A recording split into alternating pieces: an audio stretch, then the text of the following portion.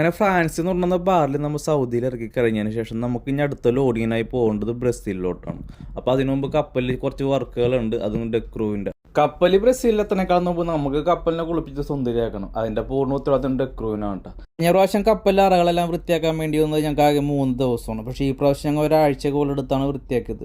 അത് വേറെ ഒന്നുമില്ല, നമുക്ക് സൗദിയിൽ നിന്ന് ബ്രസീലിലോട്ട് നമുക്കൊരു 18 ദിവസത്തോളം യാത്രയുണ്ട്. അതുകൊണ്ട് ടൈം നമുക്ക് ഇഷ്ടം പോലെ ഉണ്ടായിരുന്നു. ഇങ്ങനെ കിടന്ന് കഷ്ടപ്പെടുന്നതിന് നമുക്ക് എക്സ്ട്രാ പൈസയും കിട്ടണം കേട്ടോ. ഒരു അറ ക്ലീൻ ചെയ്യണതിന് $65 ഒരാൾക്ക് കമ്പനി കൊടുക്കുന്നത്. അതായത് കപ്പലിൽ 7 അറകളാണ് ഉള്ളത്.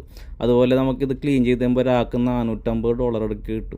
അത് ഇന്ത്യൻ മണി ഒരു 45,000 രൂപ അടുക്ക്. ആദ്യം കടൽവെള്ളത്തിൽ ഹൈ പ്രഷറിലാണ് നമ്മത് വാഷ് ചെയ്യണം. ആ വാഷ് ചെയ്യണ സമയത്ത് കുറച്ച് കച്ചറയും കാര്യങ്ങളൊക്കെ ബിൽജിൻ്റെ അകത്തോട്ട് പോകും. അത് നമ്മൾ ഏറ്റവും അവസാനമാണ് ക്ലീൻ ചെയ്യണം. ബാക്കിയെല്ലാം നമ്മൾ ഡ്രമ്മിൽ കോരിയാണ് എടുക്കാറ്.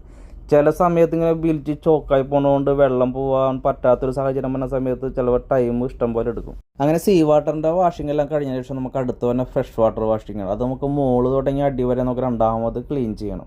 ഏറ്റവും അവസാനം വരുന്നതാണ് ഈ ബിൽറ്റ് ക്ലീനിങ് എന്ന് പറയുന്നത്.